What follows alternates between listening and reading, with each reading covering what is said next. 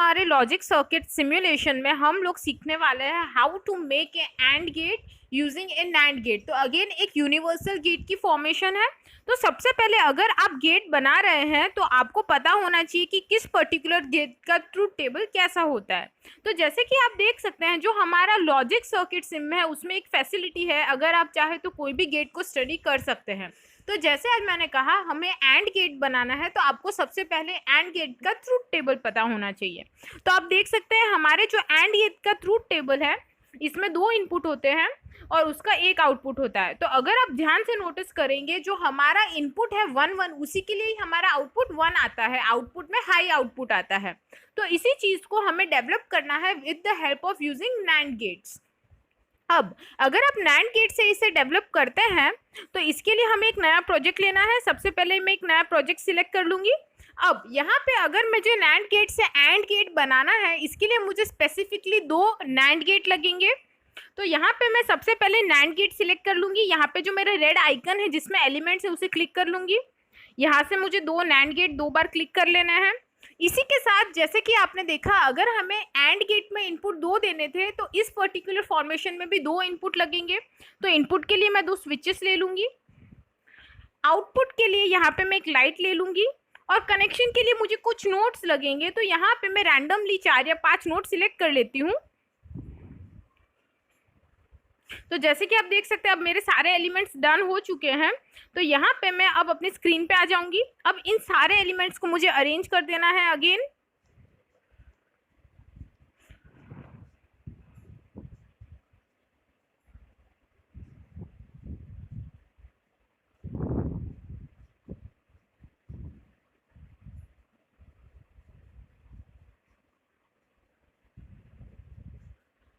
अगर आप चाहें तो स्क्रीन को अपनी फिंगर्स की हेल्प से स्मॉल भी कर सकते हैं ताकि आपको जो अरेंजमेंट है वो करने में आसानी हो।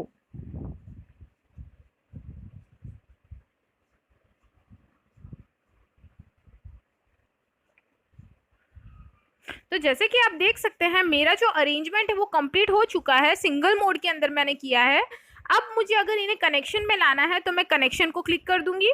इसी के साथ सिक्वेंशियली 1 बाय 1 सारे इनपुट्स को क्लिक कर दूंगी।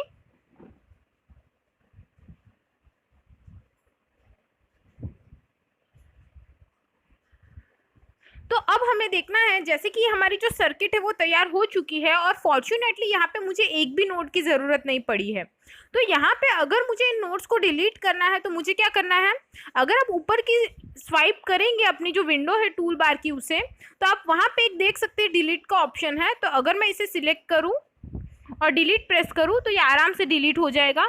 पर अगेन यहाँ पे हम कनेक्शन मोड में है तो हमें सिंगल मोड में जाना है। फिर अगर आप किसी भी एलिमेंट को डिलीट करना चाहें तो आसानी से डिलीट कर सकते हैं।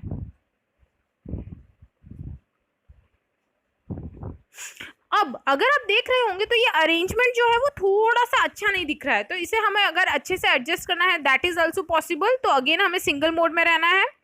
इसी के साथ अगर आप चाहें तो किसी भी कनेक्शन या बल्ब या किसी भी चीज़ को आप आसानी से मूव कर सकते हैं।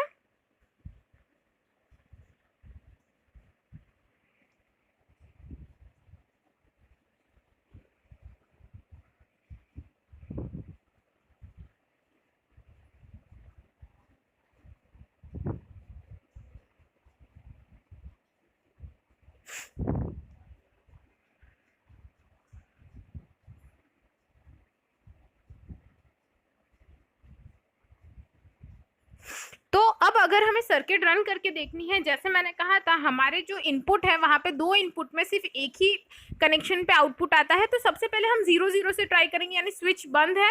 तो ऑब्वियसली आप देख सकते हैं स्विच बंद है। अगेन जब हमें टेस्ट करना है तो हम कौन से मोड में जाएंगे, टच मोड में। टच में जा चुके हैं हम, इंटरेक्टिव मोड हमारा ऑन हो चुका है। तो दोनों स्विच बंद है, हमारा बल्ब ग्लो नहीं कर रहा है। अब इसको मुझे अगर 0 1 देना है तो टेक्निकली एक स्विच बंद होनी चाहिए और एक स्विच को मैं ऑन कर दूंगी। तो अभी भी आप देख सकते हैं हमारा जो बल्ब है ग्लो नहीं कर रहा है। उसी तरह से अगर मुझे 1 1 चाहिए तो मैं दोनों स्विच को प्रेस करूंगी। आप देख सकते हैं मेरा बल्ब ग्लो कर रहा है, यानी टेक्निकली जब मैंने 2 इनपुट यानी स्विचेस को ऑन किया है तो मेरे आउटपुट में हाई आउटपुट आया है, यानी मेरा बल्ब ग्लो कर रहा है।